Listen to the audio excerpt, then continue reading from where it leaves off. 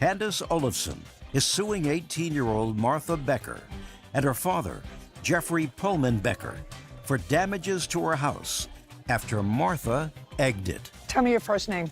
Martha Becker? And this is your dad. Yes. A little more than a year ago, you were involved in a stupid incident involving the plaintiff's house, and you and some friends threw eggs at the house. You acknowledge you were driving the car, and let's say there was the other people inside the car who did the egging, correct? Correct.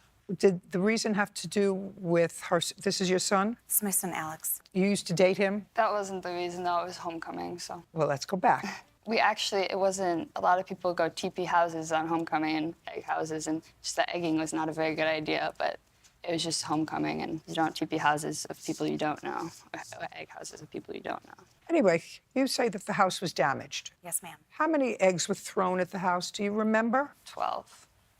A dozen eggs. Yes.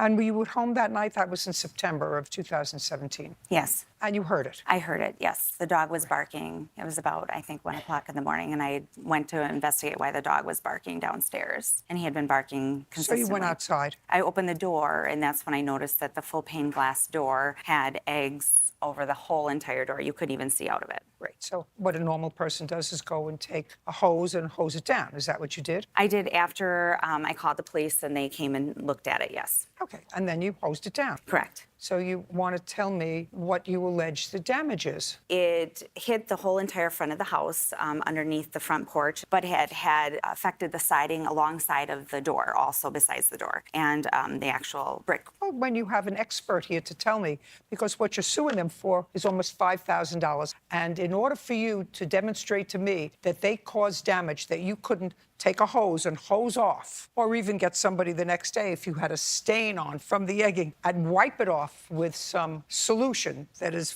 very accessible to everyone, you have to have an expert to testify in front of me how these eggs caused $5,000 worth of damage to your house. We understand each other? Yes, ma'am. And you don't have that expert? No.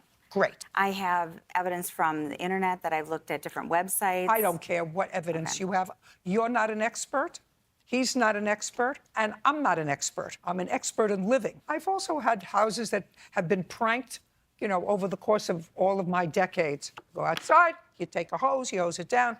Not, you go inside, you take something from the garage, you spray it, and you wipe it off. You want to make a big deal about it? Great. Hire an expert. Your Honor, I did hose the house off. My son was there at the time. There were so many eggs, I had to go to work 2 hours later. I'm a nurse, and so I had 11 hours worth of time that it was very warm that day. Apparently, the Don't yolks... tell me apparently. That's what he's for. Excuse me.